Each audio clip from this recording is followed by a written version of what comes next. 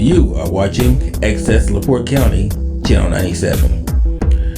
Coming up next is the February 26, 2024 meeting of the Long Beach Public Works Committee.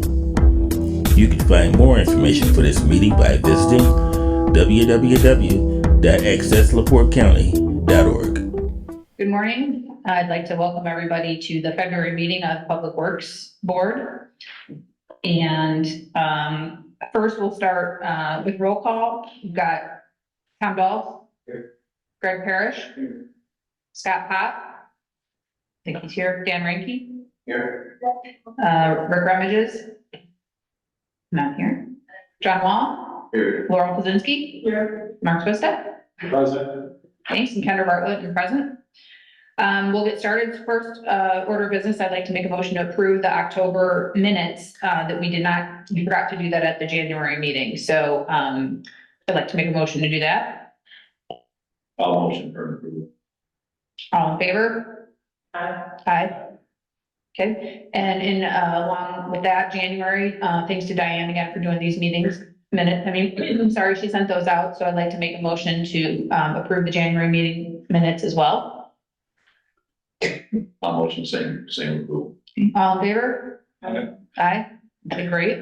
I didn't have public comments on here. I see we have a resident here, so let's go ahead and do that if there's no objections at the beginning of the meeting, so that way you don't have to stay for the whole thing. Unless you want to, you're welcome to, but we can go ahead and do public comment. So just come to the front and hit the microphone, and then you just say your name and your address. Hi, Rick Sweeney. Yeah, you did.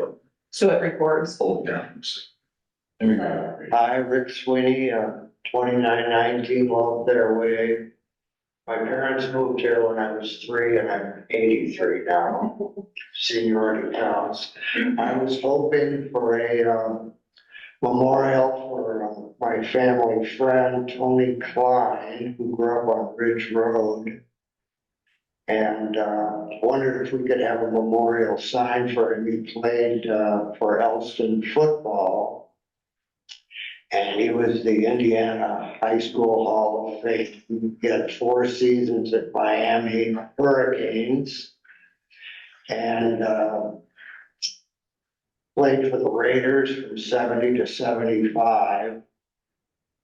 And he had, in Florida, Klein received an All-American honorable mention, played in the North-South and American Bowl games, and was invited to the East-West All-Star game.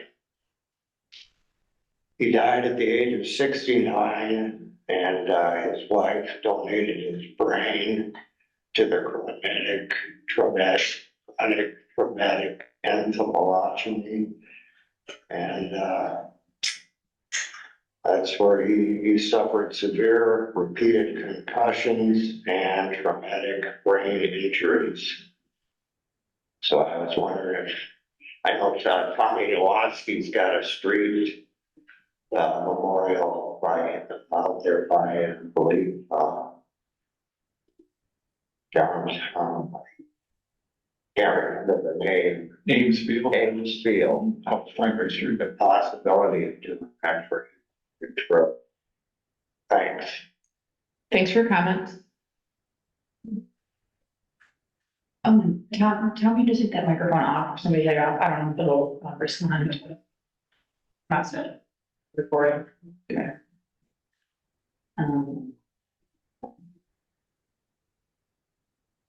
Okay, I think in regards to the comment, I think that would be probably something for the town council. I will just say anecdotally, I was on the park board for a long time, and we probably got 10 to 15 requests in total, maybe a year for different memorials. So the kind of the stance has been, there's just not enough space or areas in town. I know in the past people did the bricks outside of the community center. Maybe there'd be something like that in the future, but we'll still bring it up and roll it over to the town council. Go ahead. The park board is installing, that's their first project this year, a new memorial brick area over. That's right. Yeah, so that might be a good option, a memorial brick for that, because we've had lots of people come wanting benches and trees, and there's unfortunately more deaths of people than there are ways to remember everyone, because there's just not enough, space. So that might be a good option. Yeah, absolutely. Okay, so we'll move on. So now to the stormwater update, for John and Mark. I don't know who wants to go first. Or John? So the stormwater project at stop 17 and 18 commenced this morning. Woodruff and Sons is out there working on the road detours. There'll be a closure throughout the week for several weeks as this project is underway. We're still waiting for information on one of the structures that'll be installed at stop 18. We've had a few planning meetings with Haas Engineering and Woodruff's.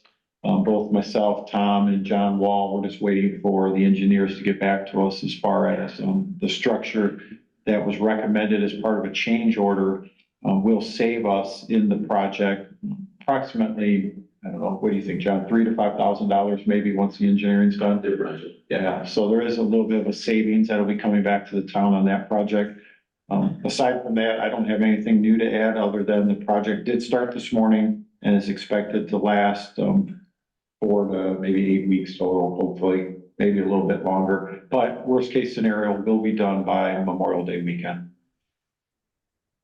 That cost savings is relatively marginal on this project, but we anticipate using the same structure on other projects. So the idea would be we'd have some familiarity with it, and we'd also save money in the long run because it'd be a multiple thereof. And we would have already had the engineering done just to analyze that particular structure. So the cost savings per unit would be actually larger than 3 or 4 on future projects.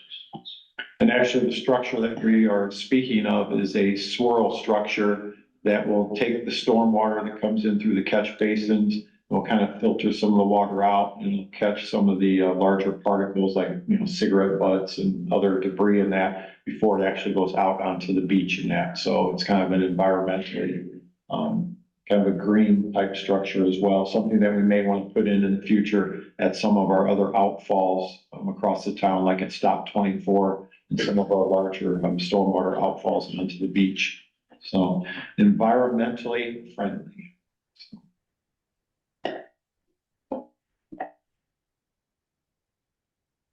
Is that it for you guys? Anything on, future project for St. Lawrence? That's still, nothing new on that, right? Tom had met with Haas Engineering in regards to the borings on St. Lawrence, and he'll probably touch on that on his report. But other than that, nothing to report on St. Lawrence. Tom, you ready?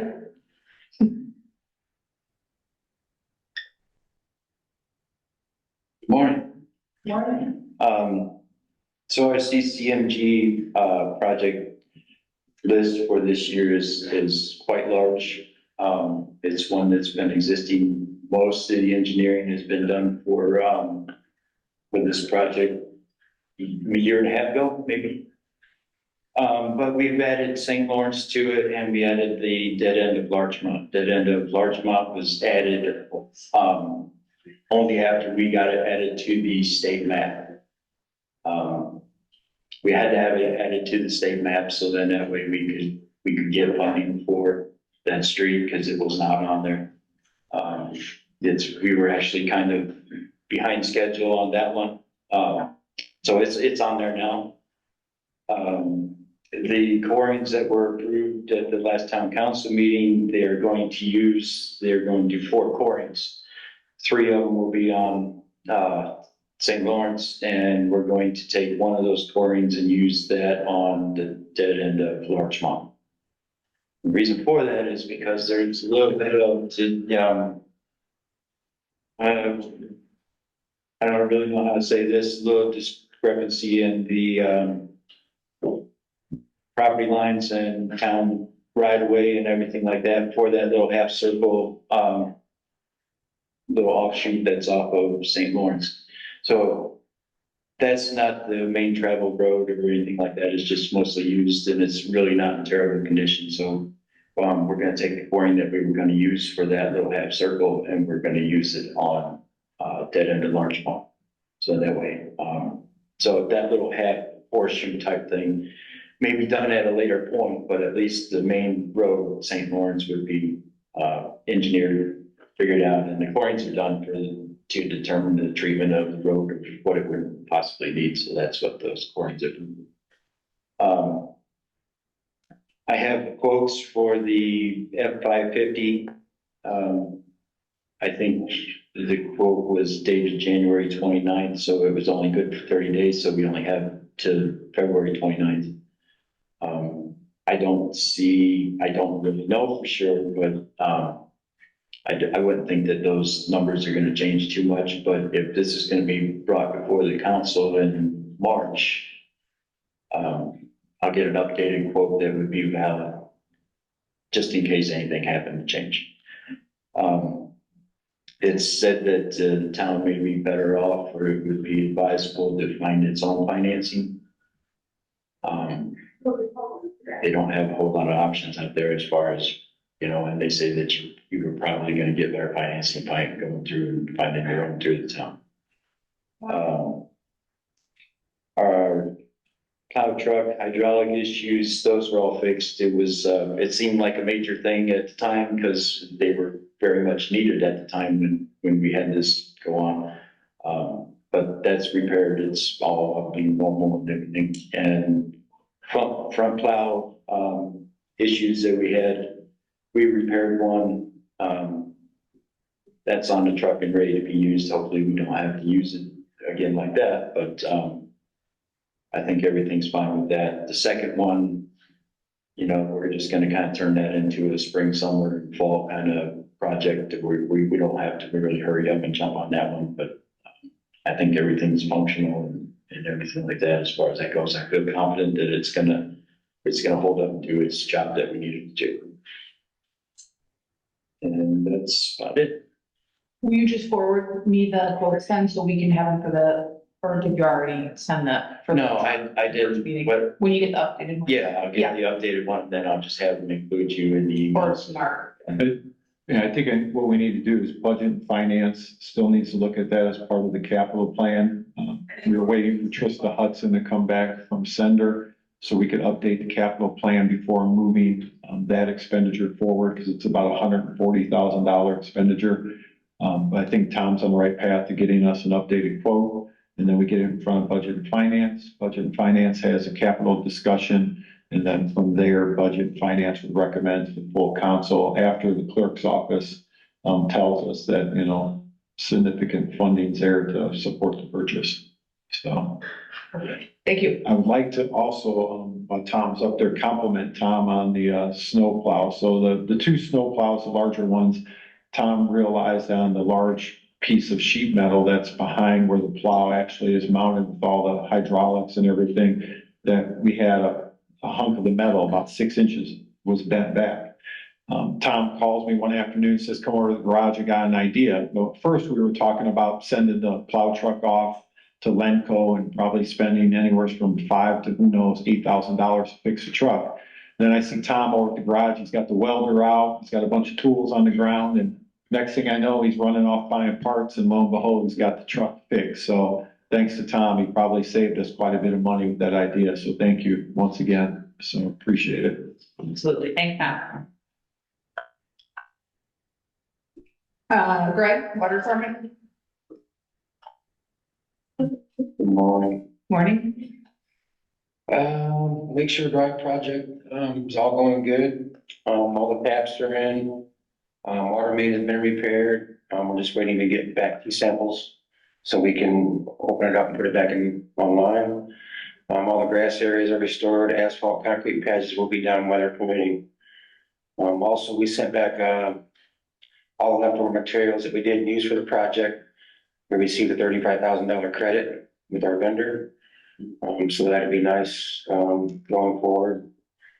Also, this spring Dixon will be doing our tank flush out inspection. I'm just waiting for them to, get that, so they're scheduling to get that done. And that's all I have. Awesome. Thank you. Greg and Austin have been doing a great job following through on this this major project on Lakeshore Drive. They put in quite a bit of overtime as well over the last month, watching over the work of Woodruff's and that. So thanks to both of them. They've done a great job helping with, the locates.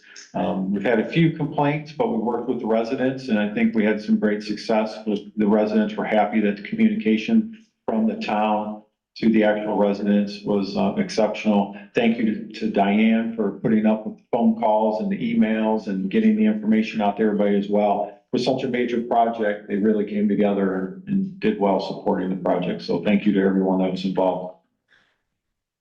And they got it done very quickly. I have one comment.